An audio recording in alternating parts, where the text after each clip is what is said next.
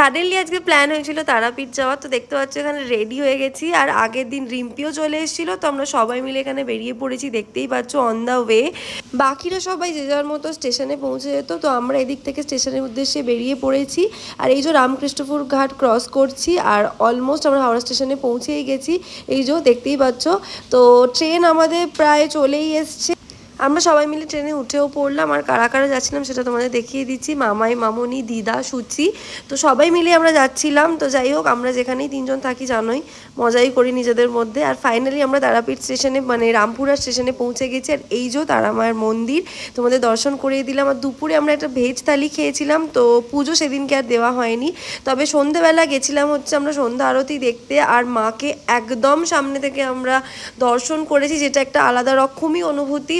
এটা একটা বড়ই পাওয়া আমাদের কাছে। যাই হোক, কালকে পুজোর ব্লগটাও আসছে, তো ঝটপট সাবস্ক্রাইব করে দাও চ্যানেলটা।